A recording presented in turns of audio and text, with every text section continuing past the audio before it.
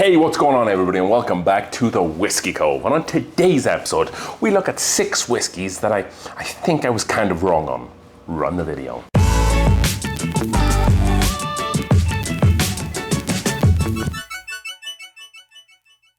Alrighty then folks, thank you for joining us for another new episode of the Whiskey Cove, where we will be talking about 6 whiskeys that I initially had a very strong opinion against, but I might have backtracked a little bit here. I think in the whiskey game, sometimes we need to show a little bit of humility, because sometimes you'll open up a bottle, you'll taste it, and it's just not that good. But as time progresses, that bottle can open up a little bit and change.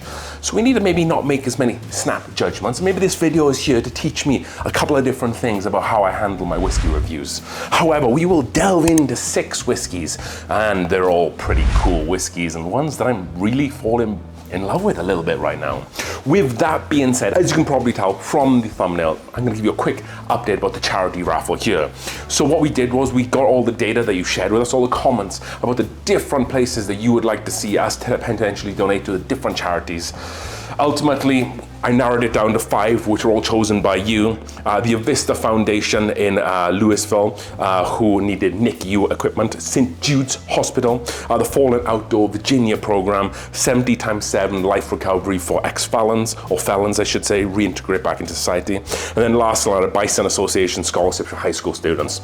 So we had quite a lot of everything on that list there. So we whittled them down to 5, where there's an explanation, and I posted the comments from each person in that. So go over to the Whiskey Cove's page on YouTube, go over to the community tab, and the poll is still active. This will close at the end of June 16th. So definitely go over and select the one you want to win. So far, St. Jude's running away with them, but there is still plenty of time for things to change. So this video comes out on June 16th at 8 a.m. You have until midnight tonight to get your vote in. And when that is all said and done, we move into the next phase.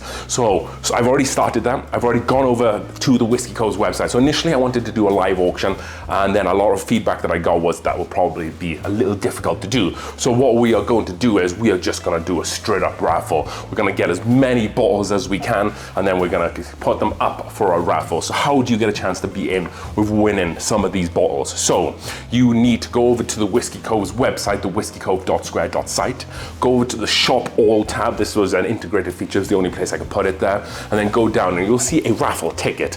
Prices cost $10 per ticket. So for $10 you get 1 entry, and then we will pull the names live on a live stream in November. We have a little bit of time here, but that also gives me time to work with some other liquor stores and maybe folks who are watching this right now to be able to help build up some of these bottles, because so far we have a bottle of Blandon's, which I donated here.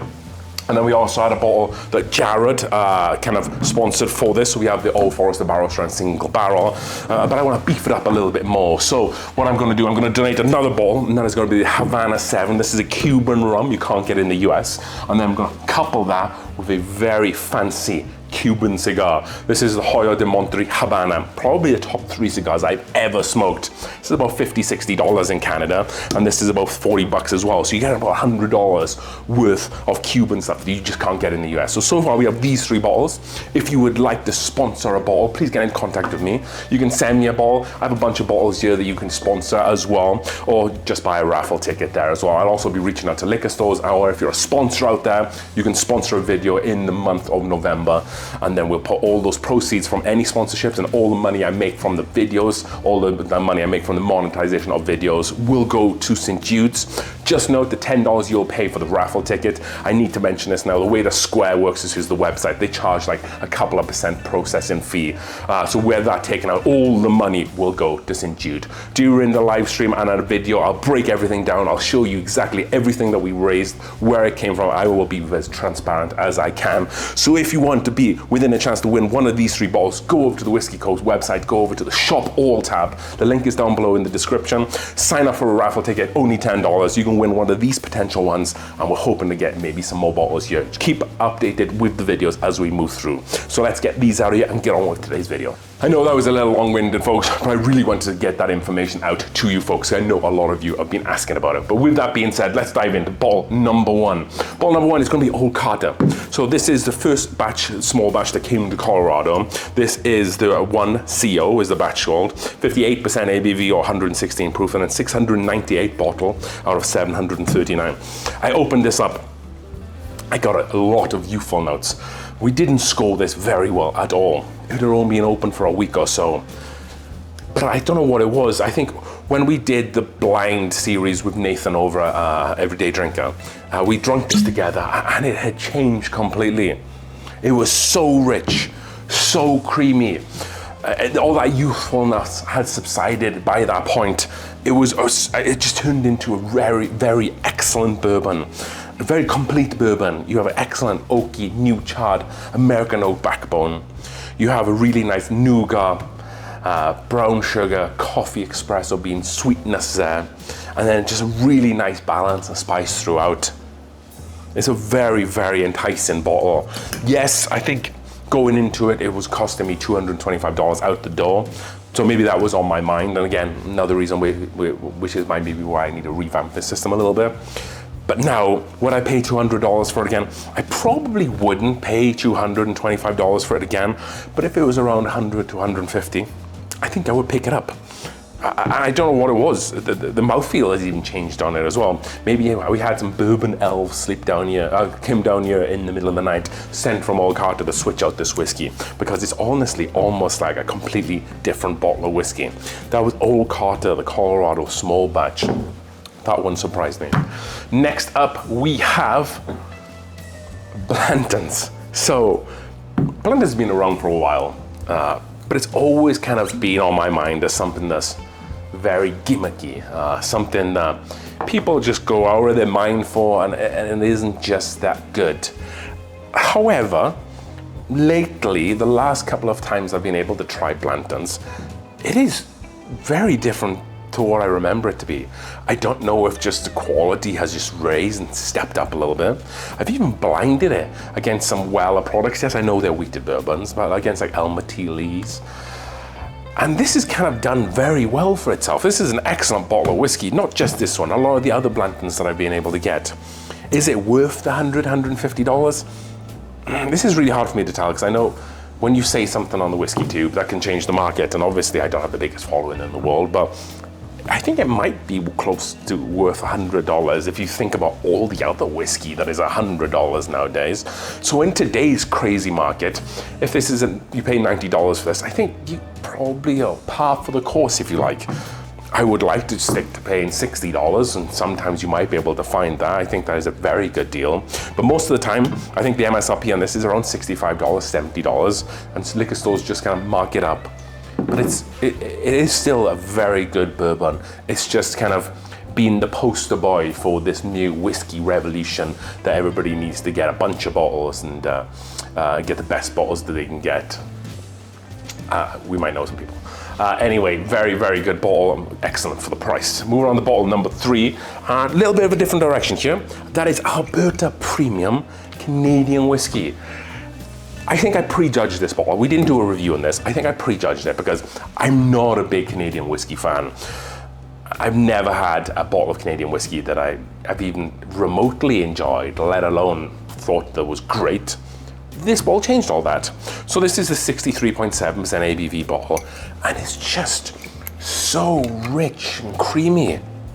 It is just so dessert forward, but it also is backed up by such great like eucalyptus, dill weed, kind of your typical kind of rye spice notes, and it comes together so well. And the proof cuts through some of that sweetness.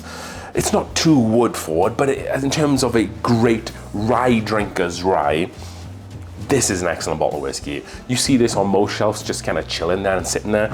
And with the plastic top, it kind of can come off a little bit unappealing, but don't sleep on it. If you're a big rye drinker and you like your classic rye flavors, definitely get this bottle. You can probably pick it up for like $60, $70. And it's a really, really great bottle of whiskey. I've been thinking about doing a review on that, and I probably will before we get rid of it here on the Whiskey Cove. Next up, we have Elijah Craig 18.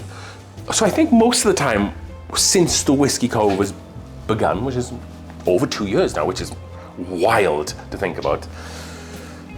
I've always liked this bottle. I've always said good things about this bottle on this channel. However, there was a time, about a year before we started the Whiskey Cove, that this, in my mind, was overpriced, over-oaked, too bitter, too tannin-y, not enough proof, not enough flavor. But that's changed drastically. This is one of the favorite bourbons I have here at the Whiskey Cove. It has this beautiful, rounded out, sweet cherry note that just balances out some of that like dried oak, church pew seat oakiness there. But it also has kind of like a really nice, fresh charred, like barrel, toasted barrel note in there as well. There's a couple of different competing wood notes that come together and marry really well. Great level of sweetness. And I think some people will say the proof's just not there, the ABV's not there. And I think if the ABV on this bottle was higher, then I think it would be more bootstrap flavored, more new leather, and more maybe acidic. But I think they nailed it for this one. This is a single barrel. I have had another one of this. I have a backup as well. They can vary a little bit. However, this one and the one I had before were absolute hitters. I just need to go back in for another nose because it is truly incredible. $175, that's the question you need to ask yourself. For me, would I pay $175 again? Well, I have, because I have a backup. As soon as I get rid of this one, I will buy another backup as well. So it's an 18-year bottle age as well, so you get a big age statement on it as well. That was Elijah Craig 18, and again, another bottle you shouldn't be sleeping on. 2 bottles left, and we'll leave the most controversial for last. So let's go with New Riff Malted Rye 6. So this is made, I believe, with 100% malted rye. Yep, aged at least 6 years, 100% malted rye. And when I was learning a little bit about originally what malted rye was before I got this bottle, I was like, there's no way that this aged 6-year bottle of whiskey or less with 100% malted rye from a craft distillery is going to be good. I avoided it, albeit I did have some New Riff single barrels that weren't very good. I must have had 2, and both of them were terrible. And I don't mean to kind of bash on a brand, and I'll bring it back when I talk about this, but they just weren't good. I have heard other people have had good success with them, but for me personally, those single barrels were bad. So when I first tried this and opened it up, it had too much kind of a dill, too much of like an abrasive, almost like a grain alcohol note up there on the front. But every passing week, it becomes more of like it reminds me a little bit of like an Elijah Craig straight rye, like the base rye that they have. I thought it's an ABV. It reminds me a little bit of that. But this has so much more flavor. It has the similar flavor notes, like the lighter licorice, the lighter dill, and the lighter spearmint. However, it has a nice little bit of sweetness as well. And sometimes it'll catch me off guard, me thinking that this is a high rye bourbon, which is wild because it's 100% malted rye, but it does have some bourbon kind of qualities to it. Some of those vanillas and some of that classic new charred American oak. They did a great job with this. I have a backup here. I also have the Balboa rye as well. I could have picked one of the 2, but this one I was definitely on the fence of in the beginning. I didn't say good things about it. However, this is a good bottle to pick up if you can find it for around $50, $60, $70. I think they might even stop making this now because I haven't really seen it as much. I still see it from time to time, but just not as much. So the last bottle on this list, and I feel like I need to eat my words a little bit with this. Recently we did a Weller, what you're going to see coming up here. I'm not going to spoil it, but we did a video involving this bottle. That bottle is Weller Single Barrel. And I've kind of avoided this bottle for a few months, if I'm completely honest, just because I'm so disappointed. There's a running theme on this channel, and then I'll say what's the difference between this bottle and say Weller Special Reserve. Because my attitude was it's not really that much, Weller Special Reserve Single Barrel store pick compared to this, they're basically the same. However, we went back to this lately, and this has got incredible. It is so full of flavor. It is so rich. Even when I was trying it for this new video, I thought that it was, okay, it's still pretty good, but I had to do more investigation. So I've been kind of trying this a couple of days, and it has just grown on me. It has that big Buffalo Trace red berry note, huge raspberries, huge cherry notes. But it has that real ice cream, vanilla wafer sweetness that runs through it. And there's a really great oak backbone there as well. It's so well balanced. and I completely slagged this bottle off so much. I did pay a lot of money for this bottle, and of course it isn't Buffalo Trace's fault. They push it out to the distributors for MSRP, and what other people mark it up as, that's something outside of their hands. But it's a very good bottle. I'm very happy that now that I have it, and this has taught me a massive lesson, that the whiskey that I'll open today, I can put it to one side and come back to it 6 months later, and it's gonna be a completely different beast. Maybe we need to do a video of the lowest whiskeys we've ever scored here on the Whiskey Cove, and if we have the bottles, we should revisit them and see if I would score them any different. So these are 6 bottles of whiskey that I was definitely wrong about looking back now. Is there any whiskeys that you folks at home maybe have tried and then gone back to and was like, wow, this is completely different? I would love to hear about that in the comments. Definitely go over to the Whiskey Cove whiskeycove.square.site webpage. Sign up for a raffle entry. We have these 3 fantastic offers so far. We're hoping we can get closer to 10 offerings. Like I said, if you want to sponsor a bottle, send a bottle. You want to sponsor a video, please get in contact with me. 100% of all proceeds will be going to the charity of choice, which will be closing the day of this video, June 16th at midnight. Get your votes in. Thank you so much for watching, and this is going to be an exciting few months as we get closer to this giveaway date. As we say on this channel, as we drink through the world's whiskeys one glass at a time. Cheers.